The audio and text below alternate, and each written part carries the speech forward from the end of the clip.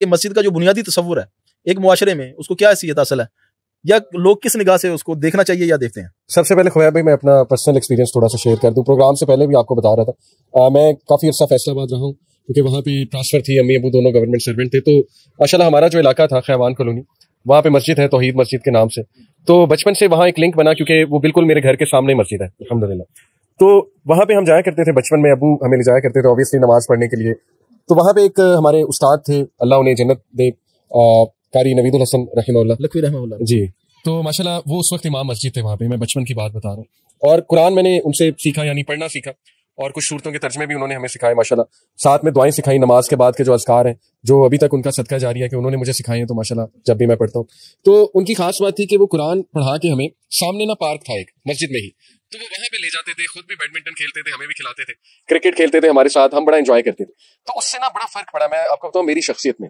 یعنی چاہے میں نے دین پریکٹس بعد میں کرنا شروع کیا, بیچ میں بھٹک گئے, جو بھی ٹین ایجرز کرتے ہیں ظاہر ہے اس چیزوں میں لگ گئے, لیکن کہیں نہ کہیں میرے اندر نا مسجد کی وہ محبت قائم رہی. کیونکہ وہ مسجد بہت ویلکمنگ تھی, اور ابھی بھی ہے ماشاءاللہ. اور قاری صاحب کا جو ایک امیج میرے سامنے ماشاءاللہ ابھی تک, یقین کریں اللہ تعالیٰ, میں بار بار کہوں گا انہیں جنت الفردوس میں اعلیٰ مقام دیں. تو بڑے پیارے انسان تھے اور بہت انہوں نے خوبصورتی کے ساتھ ہمیں ڈیل کیا. تو دیکھیں میرے نزدیک تو مسجد ہی سب کچھ تھا اس محلے میں. ہم کرکٹ بھی ایون مسجد میں جا کر کھیلتے تھے, بیڈمنٹن وہاں کھیلتے تھے, گیدرنگز وہاں کرتے تھے. رمضان جو ہے وہ ایک پورا ایونٹ ہوتا تھا ہمارے لیے, اعتکاف میں بیٹھے ہوتے تھے بچوں کے لیے. تو خصوصاً اعتکاف کے سائڈ پہ جا کے وہ قاری صاحب ہمیں ذرا جنوں کی کہانیاں سناتے. اب آج کل لوگ مجھے جن ایکسپرٹ کہتے ہیں, تو ہو سکتا ہے کہ وہاں سے کہانیاں سننا شروع ہوئی ہوں. تو بچپن سے وہ واقعات, تو بڑا نا ایک وہ ہم پورا دن مسجد میں رہتے تھے سبحان اللہ. اور پیرنٹس خوش تھے کہ چلو مسجد کے ساتھ اٹیچڈ ہے, تو اس کا بڑا فرق پڑا الحمدللہ میری لائف میں نا. تو دیکھیں یہیں سے ثابت ہو جاتا ہے کہ مسجد کا کانسیپٹ کیا ہونا چاہیے. مسجد جو ہے نا وہ ایسی جگہ ہونی چاہیے آپ کے محلے میں, آپ کے نزدیک, کہ جہاں آپ کھل کے جاؤ اور وہاں میکسیمم آپ ٹائم اسپینڈ کرو. وہاں پہ آپ مطلب ملو جلو بھی, وہاں پہ آپ دوستیاں بھی کرو جا کے, وہاں پہ ڈسکشنز بھی کرو, آپ وہاں پہ کھیلو بھی آپ جا کے. میں تو اس کو خویب بھائی اس طرح دیکھتا ہوں. تو باقی ڈاکٹر صاحب سے بھی ہم انشاءاللہ رائے لیتے ہیں. نہیں بالکل آپ نے جو بتائی علمی بات کہ آپ کا ایک ریلیشن شپ بنا, ایک امپریشن بن گیا ایک بچپن میں, ٹھیک ہے. اس کے بعد ہو سکتا ہے بندہ ٹین ایج میں تھوڑا سا ادھر ادھر بزی ہو جائے, پڑھائی میں بزی, دوستوں کے ساتھ, اور لیکن ایک وہ جو آپ کو کمفرٹ لیول تھا کہ you can easily go back to مسجد اینی ٹائم. یس, یہ بڑا امپورٹنٹ ہے. میں بھی دیکھتا ہوں ہمارے ادھر یو ایس میں بھی, اور میرا اپنا بیٹا بھی اس طرح کے شروع میں بچے آ رہے ہیں تو وہ شاید اپنی مستیاں بھی کریں گے, گیم بھی کھیلیں گے, لیکن وہ مسجد سے کمفرٹیبل ہو گئے ہیں. بالکل ایسے. اور جب وہ کمفرٹیبل ہو جائیں تو ان کو پتا ہے یار میں دوبارہ بھی آ سکتا ہوں. اور اس کے برعکس اس طرح کی آپ نے کہانیاں ضرور سنی ہوں گی کہ کوئی بندہ آیا مسجد, ڈرتا ڈرتا اندر آیا, کسی نے اس کو ڈانٹ دیا, کسی نے اس کو پٹک دیا, کسی نے اس کو کچھ ایسی بات کہہ دی کہ یار تم اس طرح نہ آیا کرو مسجد میں, اور اس طرح, اور بس وہ پھر اس کے بعد آئے نہیں. تو یہ بڑا ڈفرینس ہے امپریشن کے ساتھ. ادھر جو آپ کہہ رہے ہیں نا ڈانٹنے کی بات, وہ تو دور کی بات ہے نا. میں سمجھتا ہوں کہ جو ایک بندہ کئی سالوں سے مسجد میں نہیں نہ آ رہا, اگر وہ آنا شروع ہو گیا اس کو اگنور کرنا چاہیے. جب لوگ نوٹس کرتے ہیں نا اس کو, خیر ہے مسجد آ رہے ہیں, لگتا ہے پیپر آ گئے ہیں, اس طرح کے جو ہم طنز کے جملے کرتے ہیں نا, بڑے لوگ اسی وجہ سے مسجد میں نہیں آتے. اور میرا ایک دوست ہوتا تھا, وہ کہتا تھا یار جب پیپر آتے ہیں تو میں گھر میں نماز پڑھتا ہوں. یار اگر وہ آ رہا ہے تو اس کو آپ اچھی طریقے سے ویلکم کرو, بلکہ ویلکم ہی نہ کرو, بس نارمل رہے نا, نیچرل رہے اس کے ساتھ. کئی دفعہ ہم اس کو پیار سے بھی جب ٹریٹ کرنے کی کوشش کرتے ہیں تو وہ سمجھتا ہے کہ یار جو ہے نا وہ مجھے گھاس ڈال رہے ہیں.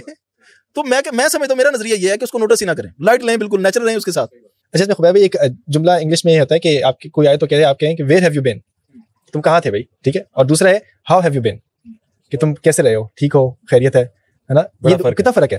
ایک ہے کہ آپ جب بھی آپ آتے نہیں ہیں, آپ کیوں نہیں آئے, اور دوسرا ہے کہ خیر آپ کیسے ہیں, ٹھیک ٹھاک ہیں, بس اس طرح کی بات ہے نا.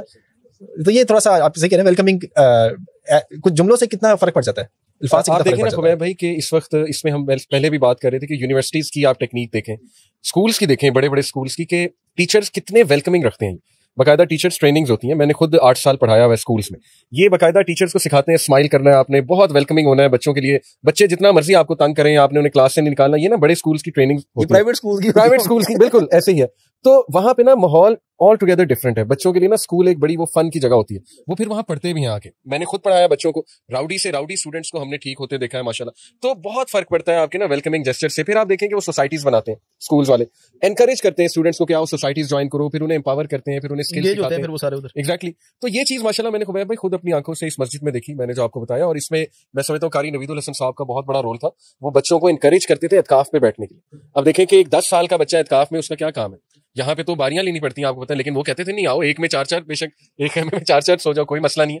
تو بات یہ تھی کہ وہ کنیکٹ کرتے تھے ماشاءاللہ نوجوانوں کو نا, اور پھر محفل لگاتے تھے نوجوانوں کی. تو بہت فرق پڑتا ہے, بالکل ایسے ہی.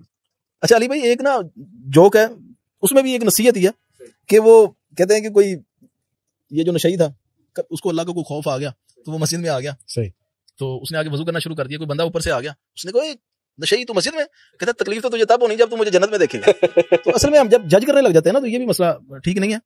لوگ جو ہے نا اگر اٹیچ ہونا چاہ رہے ہیں تو ان کو اٹیچ ہونے دینا چاہیے.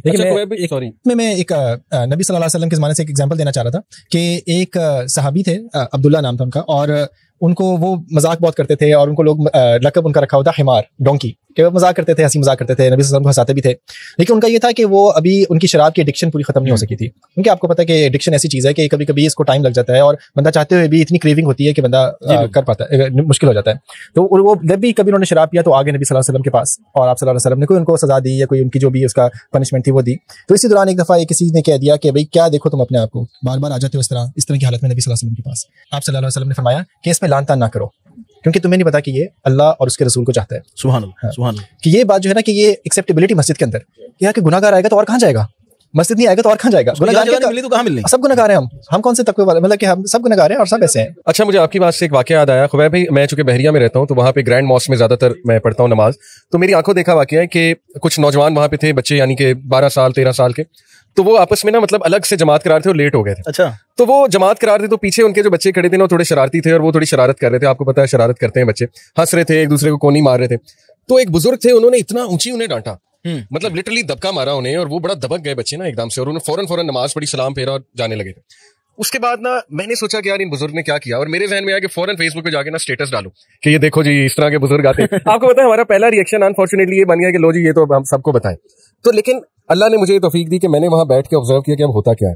آپ یقین کریں کہ ایک بڑے ہی دھیمے مزاج کے صاحب، تقریباً 35-37 سال ان کی عمر تھی، وہ اٹھے بڑے پیار سے انکل کا ہاتھ پکڑا، کہتے ہیں انکل جی کی ہو گیا، پنجابی میں کہتے ہیں انکل یہ ہمارے فیوچر جنریشنز ہیں، اگر ہم انہیں اس طرح کر دیں گے تو انکل جی یہ متنفر ہو جائیں گے، تھوڑا سا سافٹ کریں، ٹھیک ہے غلطی کی بچوں نے. آپ یقین کریں واللہ ہی میں نے اپنی آنکھوں سے دیکھا انکل نے ان بچوں سے معافی مانگی، انکل نے ان بچوں کو چوما جا کے، وہ بھی اعلیٰ ظرف والے ہوں گے، اعلیٰ ظرف والے. اور مجھے یہ احساس ہوا کہ اکثر ہم نا ریئیکشن میں پوسٹیں ڈال دیتے ہیں لیکن ہم ایکشن نہیں لیتے، فیڈ بیک نہیں دیتے. ہم فیڈ بیک دیں گے تو معاملات جو حل ہوں گے نا. تو یہ میں ایک واقعہ کوٹ کرنا چاہتا تھا. اصل میں نا ہم صرف رد عمل دینے کے عادی ہو چکے ہیں، مسئلے کا حل سولوشن کی طرف ہم جاتے ہی نہیں ہیں، جانا چاہتے ہی نہیں ہیں. وہ جس طرح بھی تھوڑی دیر پہلے بات ہو رہی تھی، اس میں ہماری جو قوم ہے نا یہ بھی مایوس ہو کے اس طرف اب توجہ کرتی نہیں ہے. کوئی بھی اب پاکستان کے قوانین میں بہت زیادہ ریلیف، بہت زیادہ بہتری آ گئی ہے. صحیح بات ہے. لوگ کمپلین ہی نہیں کرتے، وہ سمجھتے کہ یار ہم نے کمپلین کرنی ہے، مسئلے کا حل ہونا ہی کوئی نہیں ہے. تو بہرحال آپ اپنی ذمہ داری پوری کریں، باقی معاملات آگے شریعت جانے اور جو ہے نا وہ قانون جانے ایسے. اچھا خبیب بھائی آپ سے اگر میں پوچھوں، کیونکہ ماشاءاللہ آپ کا بھی بیک گراؤنڈ ایک ہے، آپ مسجد میں آپ نے بھی مجھے بتایا کہ پلے بڑھے آپ ماشاءاللہ وہاں اکیلے بھی، تو آپ کا اپنا کیا تجزیہ ہے اس حوالے سے، مساجد کے ماحول کے حوالے سے؟ کیا اب امپروومنٹ مزید آ رہی ہے؟ آپ کیسے دیکھتے ہیں؟ آپ نے اپنے محلے کی مسجد کی بھی مثال دی تھی، تھوڑا سا وہ بھی محمد بھائی. میں تو الحمدللہ مجھے فخر ہے کہ میرے والد صاحب امام مسجد تھے اور ہیں بھی الحمدللہ، اور مجھے اس بات پہ فخر ہے الحمدللہ.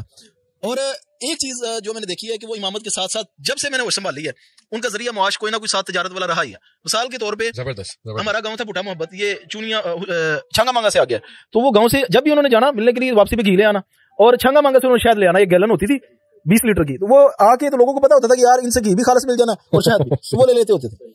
اچھا اس کی وجہ سے اپنا ذریعہ معاش ساتھ تھوڑا بہت ہونے کی وجہ سے انہوں نے بڑی اچھے طریقے سے زندگی گزاری، بڑا اچھا لائف سٹائل گزارا. اس دور میں جب ہم بچے ہوتے تھے تو ہوٹلنگ کا تو تصور ہی نہیں تھا نا، یہ تو 7-8 سال پہلے 10 سال پہلے آیا. تو مجھے ابھی بھی یاد ہے کہ جدھر ہم رہتے تھے والد صاحب ادھر سے چرگا ہوتا تھا، آ جا کے صرف ہوٹلنگ میں نا، تو وہ ایک ہفتے میں ایک دفعہ وہ گھر آ رہا ہوتا، اچھا کھانا کھلایا پہننا. اس کا اثر یہ ہوا ہے کہ الحمدللہ تجارت بھی کر رہے ہیں ہم خود بھی اور دین کا کام بھی کر رہے ہیں. دوسری چیز جو مسجد والی میں نے آپ کو بتانا، ہم تو مسجد میں رہے ہیں نا، مسجد کے ساتھ ہی گھر ہوتا تھا ہمارا، ادھر ہی کھیلنا شرارتیں کرنی.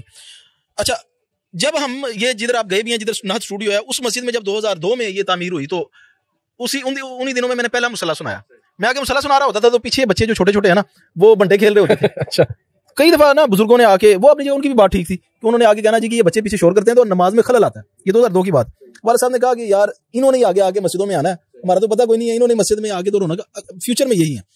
اور وقت اتنی تیزی سے گزر گیا، 20 سال گزر گئے ہیں الحمدللہ. وہی بچے ہماری مسجد کی رونق ہے ماشاءاللہ. کئی دفعہ ایسا ہوتا ہے کہ اسٹوڈیو میں جب ہم مشائخ کو بلاتے ہیں یا علماء کو بلاتے ہیں نا، تو وہ جب ظہر کی نماز یا عصر کی یا مغرب کی پڑھتے ہیں، کہتے ہیں اتنے لوگ کہاں سے آتے ہیں، اور زیادہ تر نوجوان ہیں اس ایریا کی، زیادہ مساجد میں بزرگ ہی آتے ہیں نا، نوجوان تو مسجد کی طرف آتے ہی نہیں. تو ہم ان کو کہتے ہیں کہ یہ بڑی آہستہ آہستہ ان کے اندر ہم نے تربیت کا جو بیج بویا تھا اس کے ثمرات ہیں.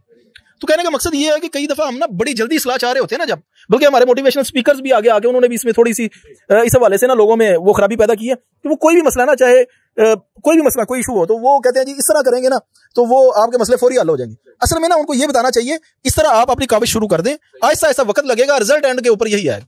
تو میرے خیال ہے ہمیں تھوڑا سا انتظار کرنا چاہیے اور بچوں کے اوپر انویسٹ کرنا چاہیے. انشاءاللہ 5-7 سال کے بعد ویسے بھی حالات بہتر ہونا شروع ہو. بالکل.